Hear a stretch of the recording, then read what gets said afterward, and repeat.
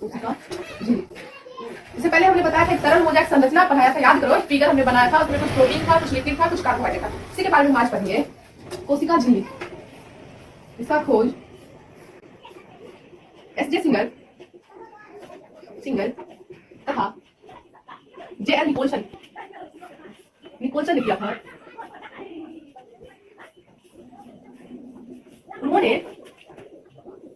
इसका नाम क्या था? उन्होंने इसका नाम तरल मोजैक संरचना दिया था। तरल मोजैक संरचना नाम दिया था, ठीक है। उसके अनुसार यह 3 पदार्थों से मिलकर बना होता है। कितने पदार्थों से? 3 पदार्थों से। यह 3 पदार्थों से मिलकर बना होता है। कौन सा? प्रोटीन, एक हो गया लिपिड को ही वसा भी बोलते हैं, और तीसरा हो गया कार्बोहाइड्रेट। लिपिड को ही वसा बोलते हैं, और तीसरा हो गया कार्बोहाइड्रेट। अब सबसे पहले पढ़ेंगे प्रोटीन। देखो ये जो प्रोटीन होता है, यह कोशिका झिल्ली के जब हमने तरल मोजैक संरचना बनाया था तो हमने बताया था ऊपर 3 लेयर था उसका। तो ऊपर वाला और सबसे नीचे वाला यानी बाह्य आवरण और अंत आवरण, इन दोनों में प्रोटीन पाया जाता था। ये कोशिका झिल्ली के बाह्य तथा अंत आवरण में पाया जाएगा।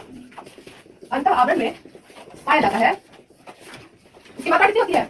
इसकी मात्रा 55% यानी 55% होती है, ठीक है। दूसरा हमारा लिपिड बोलो या वसा बोलो, यह कोशिका झिल्ली के मध्य भाग में पाया जाता है। यह कोशिका झिल्ली के मध्य भाग में पाया जाता है। इसकी मात्रा 40%। यह 2 रूपों में पाया जाता है, ठीक है। यह 2 रूपों में पाया जाता है। जब हमने तरल मोजैक संरचना बनाया था तो ऊपर और नीचे बीच में जब हमने प्रोटीन और लिपिड दिखाए थे, तो नीचे वाले जब हमने ये हेड वाला पार्ट बनाया था ना, इसको हमने बोला था कि ये हेड वाला पार्ट है, और इसको बोला था कि ये टेल वाला पार्ट है, ठीक है। इसमें वाटर होगा, H2O प्रेजेंट होगा इसमें, ठीक है, और इसमें H2O एब्सेंट होगा। इसी का हमने नाम दिया था, इसको बोला था हाइड्रोफिलिक और इसको हाइड्रोफोबिक। हाइड्रोफिलिक फिल मतलब क्या होता है? भरा हुआ, मतलब इसमें वाटर भरा हुआ होगा, ठीक है। हाइड्रोफिलिक ये हो गया जिसमें वाटर प्रेजेंट होगा, और हाइड्रोफोबिक जिसमें वाटर एब्सेंट होगा, ठीक है। तो हम लिख लेते हैं हाइड्रोफिलिक और हाइड्रोफोबिक। ये 2 रूपों में पाया जाता है। कौन कौन सा? एक तो होगा हाइड्रोफिलिक, ठीक है। देखो यह हेड वाले भाग में पाया जाता है,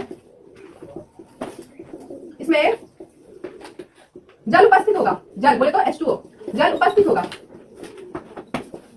ठीक है ना। अब देखो एक होता है हाइड्रोफोबिक,